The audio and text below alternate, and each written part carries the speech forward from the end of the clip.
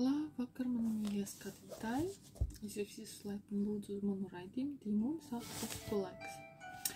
Liels paldies jums par parakstīšanos uz manu raidījumu, par visu laikiem, komentāriem un ziedojumiem. Liels paldies par to, ka dalāties ar maniem video.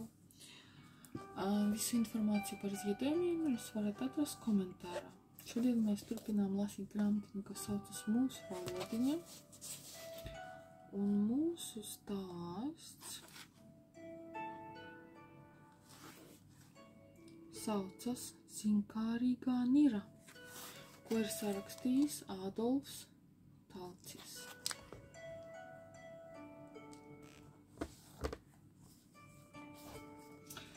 Tas notika Ziemeļjūrā, tālu prom no mūsu dzimtenes krastiem. Zvejnieki zvejoja siļķes.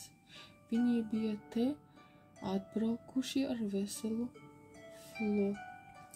flotili. Lielie bāzes kuģi stāvēja salu aizvējā. Zvejas traleri strādāja apklātajos ūdeņos. Tālajās jūrās zvejnieki tā strādā mēnešiem ilgi, neredzēdami dzimtenes krastus. Viņa mājas tad ir kuģis, bet viss apkārt redzams vienīgi bezgalīgs ūdens plašums. Dažkārt jūra ir mierīga un klusa.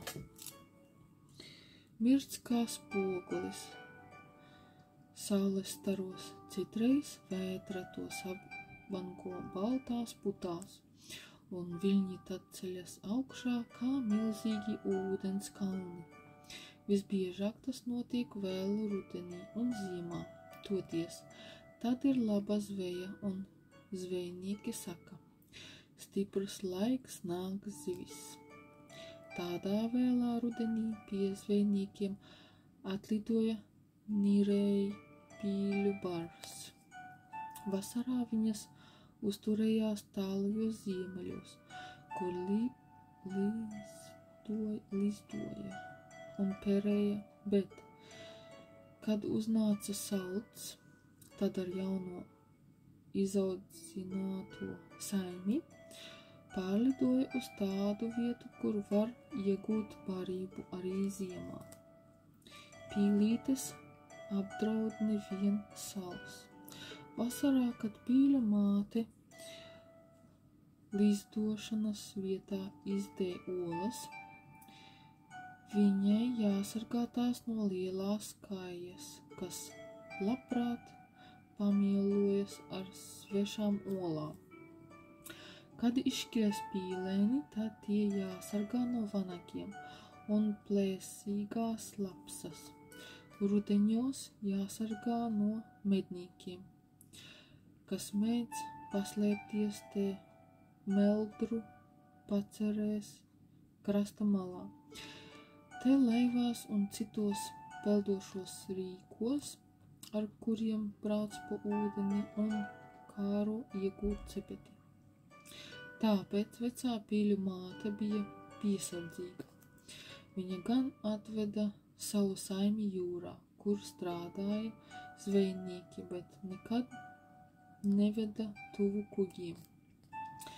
Ej nu sazini, varbūt arī tur slēpjas briesmas. Tiklīdz kāda jaunā panirās uz to pusi, tūliņ brīdināja. Pēk, pēk. Kas tā dara, ka bēg prom no bara? Kas tā dara, ka bēg prom no bara? Jauki. Vecā neveda savu saimi arī pārāk tuvu salā.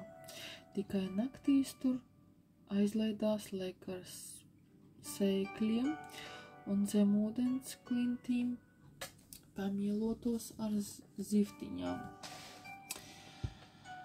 gliemežiem un vēzīšiem.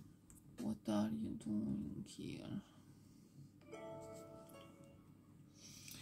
Vai vētras laikā paslēptos salu līcīšos no viļņu bangām, bet arī tādās reizēs vajadzēja uzmanīties, lai neuzbruktu briesmas.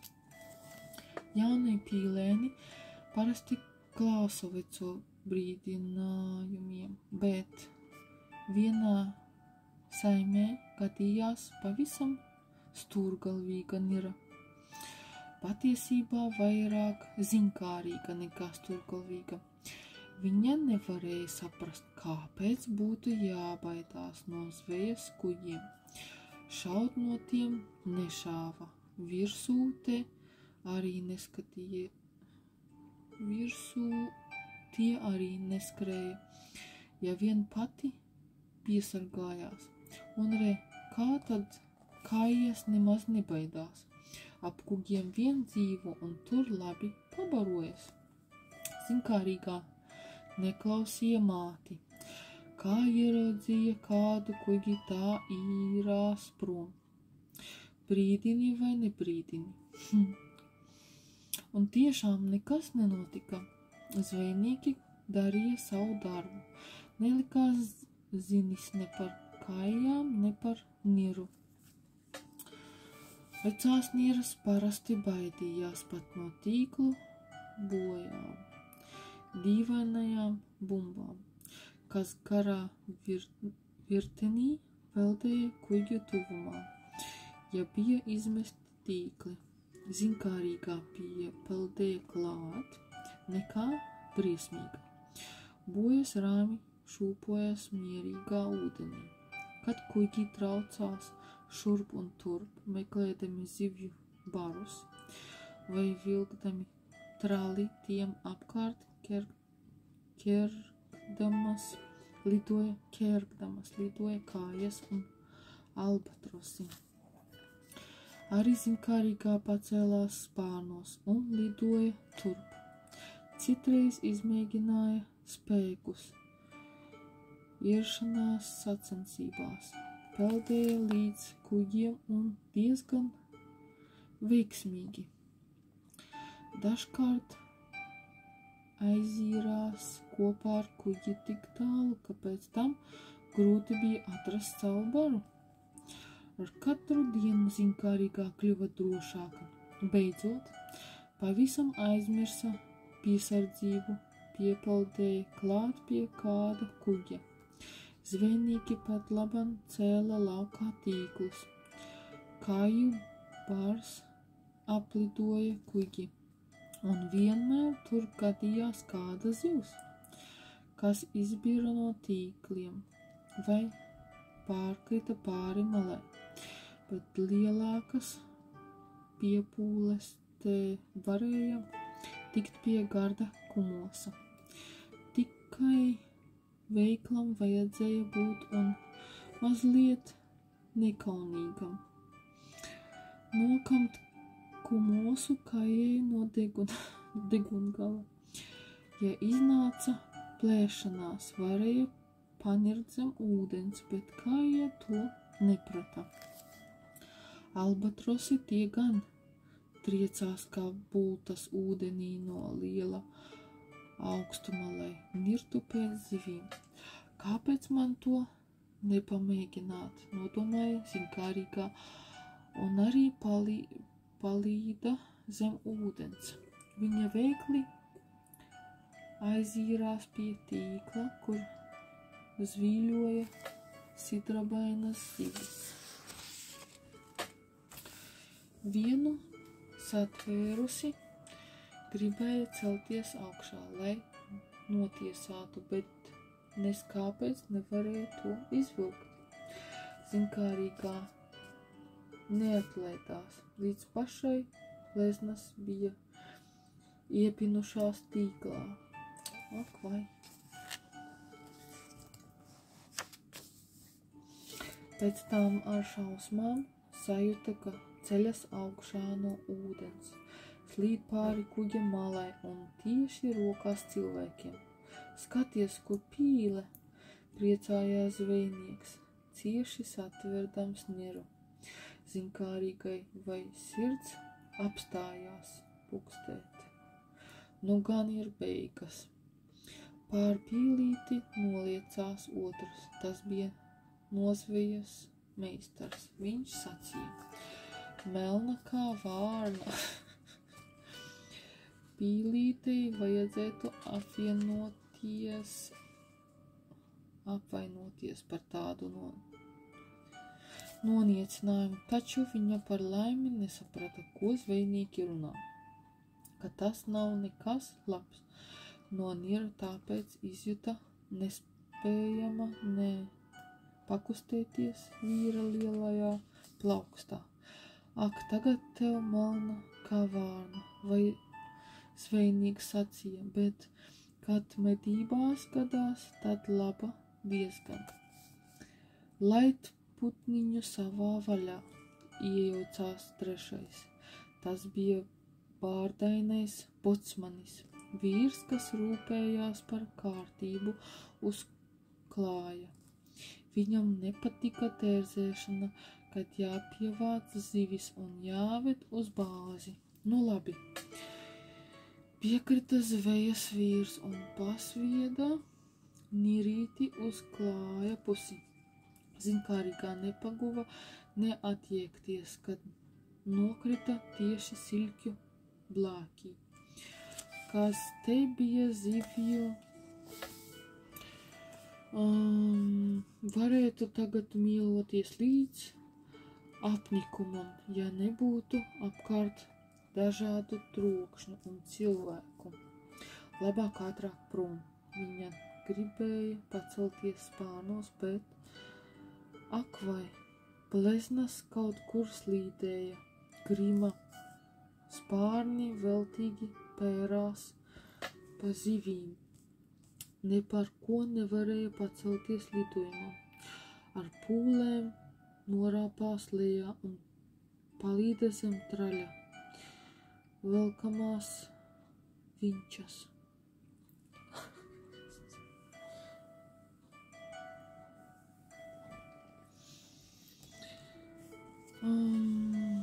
Labi, ja zvejnieki šoreiz nezvejoja ar trali, bet vilka spaili. Citādi zinkārīgai būtu izgājis pavisam plāni. Tomēr briesmas draudēja visapkārt. Griezās un rūca tīklu pa zivju kaudzi, valstīja mucas, kaut ko klaigāja. Zvejnieki steidza pievākt lomu. Tas šoreiz bija visai brangs. Siļķes vajadzēja iesālīt un sapildīt mucās, mucas salaist kuģa tilpnēs, bet, kad tilpnēs vairs nebija vietas, tad krāva mucas rindā turpat uz klāja. Zvejnieki izcēla tīklus, pievāca lomu, aizbrauca pie bāzes kuģa. Tur nodeva pilnās siļķu mucas, izņēma tukšās mucas un pārtikas produktus. Pēc tam kuģis uzņēma gaitu. Atpakaļ uz savu zvejas vietu, bet zvejnieki devās atpūtā. Kājītēs salti krāca matroži un zvejas vīri. No darba brīvie stūrmaņi un mehāniķi. Pat radists izlēca sarežģītos aparātus un likās gulēt. Izslēdza. Vienīgi dežūrējošais mehāniķis rīkojās mašīnu telpā ap motoriem, kad stūres mājās vadīja kuģi kapteiņa palīgs un stūres vīrs. Pats kapteinis apspriedās ar nozvejas meistaru un bocmani, kur tagad labāk meklēt siļķu barus un cik dziļi būtu liekami tīkli. Tikai tagad, kad uz klāja bija norimis darba troksnis, zinkārīgā uzdrošinājās izlīst no paslēptuves. ausa jaunas dienas rīts, blāva gaisma apspīdēja klāju, zvejas ierīces, virves tīklu kaudzes. Pīlīte papleta spārnus, tie cilājās gluži vingri, lai gan sākumā šķita notirpuši, arī ēst gribējās. Tagad noderētu kāda zivtele no tās lielās kaudzes, kas te vēl nesen bija. Bet viss klājs bija tukšs, kā izslaucīts. Velti izmeklējusies, ko ēdamu. Zinkārīgā uzrāpās uz lielā zivju rituļa. No tā ieraudzīja ūdenī un tūliņ kļuva priecīgāks prāts. Viņa uzrāpās uz borta malas un laidās projām. Tālumā varēja saredzēt kuģu siluetus un gaismas signālus mastos. Tikai turp, neatskatīdamās viņa lidoja un tiešām ieraudzīja rāmajā ūdenī līmenī grozāmies Nirei pīļu baru. Zinkārīgā laimīgi nolaidās lejā, purinājās, vicināja spārnus, grozīja kaklu, it kā neticēdama, ka tikusi atkal brīvībā. Nu redz, zinkārīgā Nira. Nemaz tik neizskatās. Viņai klāt piepeldēja vecā Nira un bārās. Kas tā dara? Ka bēg prom no bara. Kas tā dara? Pīļu ciltī visur briesmas, visur paņemt var aizdziesmas. Zinkārīgā negribēja uzklausīt mātes aizrādījumus. Palīda zem ūdens, papeldēja labu gabalu, pēc tam iznira bara vidū. It kā nekas nebūtu noticis. Ilgāku laiku zinkārīgā turējās pieklājīgā attālumā no kuģiem. Varēja domāt, ka viņa nekād vairs nesastapsies ar zvejniekiem un droši vien arī nesastaptos, ja nebūtu tik zinkārīga. Ziemas vidū sāka plosīties vētras. Sakustējās ūdeņi, tie lieca arvien augstākus viļņus. Ar baltām putu galotnēm un pelēkās debesis dzina lejā slapjas sniega lēšķis. Kuģi pacēlās viņu galotnēs, krita lejā, lai atkal celtos un kristu. Reizēm tie iznira kā no mākoņa tieši blakus Nirei pīļu baram. Niras pacēlās spārnos un devās meklēt patvērumu salu aizvējā. Vecā Nira lidoja pirmā, cieši aiz viņas puslokā visa saime. Niras pārlidoja sniegotos kalnus, piekāja, pameta līkumu gar klinšaino neapdzīvoto krastu. Līcī stāvēja noenkurojušies divi zvejas kuģi.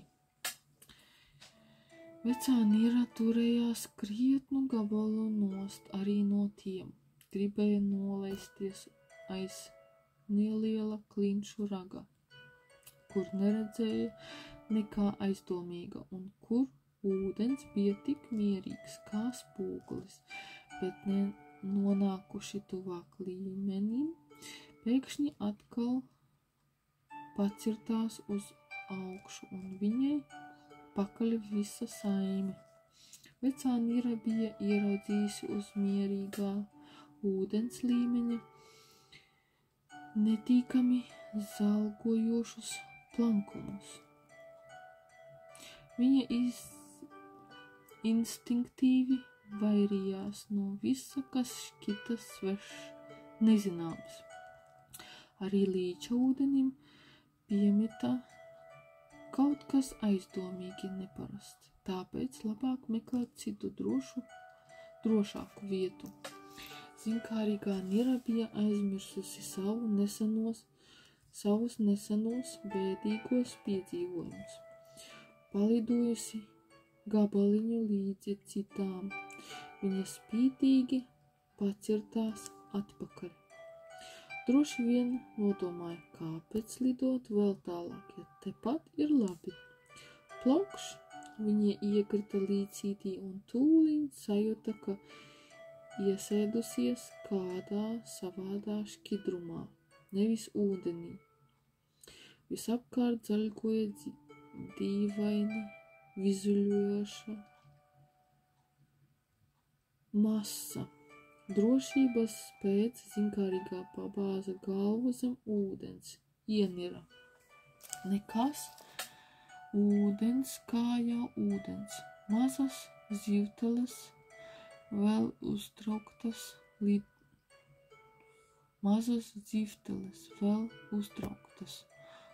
lodāja visapkārt. Vienu notvērusi cēlās augšā, bet, kad iznira un gribēja pavicināt spārnus, tie bija tik smagi, ka tikko spēja pacelt. Nirīte no visa spēka pūlējās vicināt spārnus, lai paceltos lidojumam. Nekā ar pūlēm izdevās pakulties uz priekšu pa dīvainā šķidruma virsu. Bet spārni kļuva vēl grūtāki cilājam. Atkal viņa panira un devās krasta virzienā. Paša malā tikko spēja pacelties virs ūdens, te spārniem it kā uzgulās vēl lielākas smagums. Un tūliņ gandrīz vai sastinga bailēs. Pie rūzganā klinšu raga bluķa ieraudzīja lapsas kūmiņas smailo purnu. Pīlīte saņēmusi pēdējos spēkus zibenīgi, atkal ienira un ilgi īrās prom, tikai tālāk prom no krasta. Kad beidzot pietrūka elpas, gribot, negribot, vajadzēja celties augšā un no dziļumiem. Iznira un nopriecājās, krasts stāvēja tālu. Arī ūdenim virsū vairs nebija zaigojošā eļainā šķidruma. Tomēr spārni joprojām bija smagi, ne par ko vairs nevarēja uztraukties gaisā. Pēk, zinkārīgā aizmisusi sauca. Kur tu esi, māt, kur esat brāļi un māsas, draugi un radiņi? Neviens neatsaucās. Aiz salu klintīm krāca un dunēja jūra. Tumšie mākoņi dzina lejā slapju sniegu ar lietu. Nirīte īrās prom no klusā, bet dažādu briesmu pilnā līča. Lai gan atklātajā jūrā plosījās vētra, tomēr tur šķita drošāk nekā klinšu ieskautajā līcī. Un varbūt viļņi noskalos tos neprastos smagumu. kas iegūlies spārnos. Neparasto smagumu. Pienāca nakts, tumša un baiga nakts. Nīrīte veltīgi nopūlējusies pacelties spārnos, bēdīgi nolieca galvu uz pleca un ļāvās, lai viļņi neskurp nesdami. Varbūt pienāks rīts, un viņa tāpat kā citkārt atmodīsies sava bara vidū. Zinkārīgā nezināja, ka baras vecās Niras vadīts bija nosēdies salu aizvējā, citā līcī, kur neredzēja kuģus, nebija zaļgojošā ūdens, neuzglūnēja no krasta plēsīgās lapsas. Viņa nezināja, ka Nirei pīļu māte bija vairāk kārt aplidojusi līci meklēdama pazudušo, ilgi saukusi un galu galā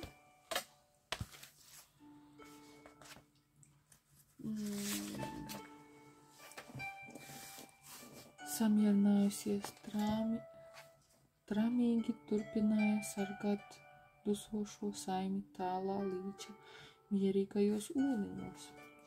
Naktī vētra pierima. No rīta mākoņi pamazām izklīda un vējš vairs necēla tik augstus viļņus. Brīžiem pamirdzēja pat saule. Tās siltajos staros Nirītes spārni kļuva vēl stingrāki. Nu pavisam grūti tos nācās paplest, arī virs ūdens. Tomēr zinkārīgā turpināja irties arvien tālāk prom no salām. Viņa tā īrās visu dienu, bet nakti viļņu šūpota dusēja uz ūdens. Tā pagāja vēl viena diena un nakts, un tikai 4. rītā no viļņu galotnes ieraudzīja kuģus un lidojušu kāju baru. Zvejnieki bija pārcietuši vētru turpat jūrā pie izmestajiem tīkliem, izcēluši bagātu lomu posās māju. Viņi pacēla mastā uzvaras vimpeli, kas nozīmēja, ka nozvejas uzdevums izpildīts, var doties uz krastu. Kuģis nāca tieši garām nelaimīgajai Nirītei. Pati nesaprastama, kāpēc Nirīte cik vien spēka spārniem sizdamās traucās līdzi. Reizēm viņai izdevās piepaldēt pavisam tuvu kuģim, bet vilnis pasieda atpakaļ, pagrūda zem ūdens. Iznīrusi viņa atkal un atkal parojās līdzi. To ieraudzījis kuģa stūrmanis, kas stāvēja uz komandas tiltiņa. Re, mūsu pīle, viņš sauca bocmanim. Protams, viņš nezināja, ka tā ir tā pati zinkārīgā, kas rudenī bija iekulusies tīklos. Viņš to teica tāpat, jo kāpēc arī pīlīte nezināja, ka tas ir tas pats kuģis. Dzīves ironija. Tā bija tikai sagadīšanās. Tomēr bocmanis brīnījās. Nudien mūsējā, kas viņai kait? Tā cīnās, it kā gribētu tikt uz kuģa. Paņem smeļamo tīklu. Palīdzi, stūrmanis ieteica. Bocmanis steigšus sameklēja garai kārtī piestiprinātu smeļamo tīkliņu. Pārmetu to pāri malai, centās uztvert Nirei pīli. Tas uzreiz neizdevās, piesteidzās palīgā citi.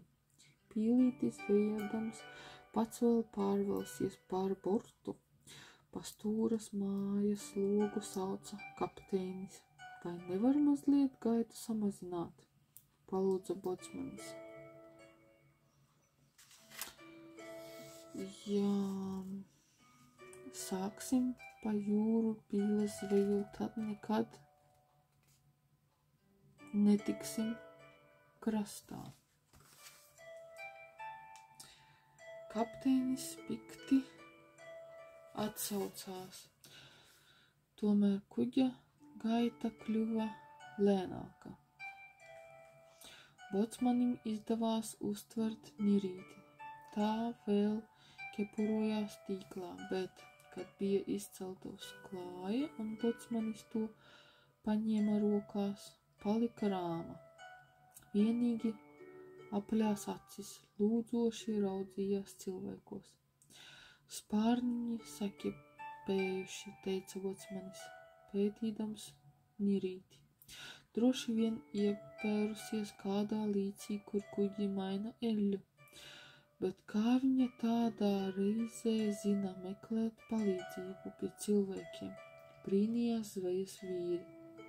Parasti tuvumā nekā nenāk, bet nu līda vai zem kuģa. Varbūt tiešām tā pati, kas nesen bija nokļuvusi mūsu tīklā, prātoja nozvejas meistars. Vai nu tā pati vai cita, kas to lai zina? Bocmanis atbildēja, runāt viņa neprot. Ej nu sazini. Vai ko domāja, vai tāpat instinkta mudināta. Meklēja glābiņu. Tā viņas bieži dara, kad piemeklē nelaimi. Varbūt arī zina, ka zvejnieki ir godīgi ļaudis. Draudzīgi tagad mierīga, paļāvīga. Tas labi, putņam nebaidies. Viņš ar savu lielo delnu paglāstīja nirīti. Nebaidies, mēs tevi notīrīsim, palaidīsim brīvībā. Zinkārīgā bija tik nogurusi, ka nemaz nedomāja baidīties. Acis aizvērusi pacietīgi pļāvās, lai zvejnieki viņu mazgā.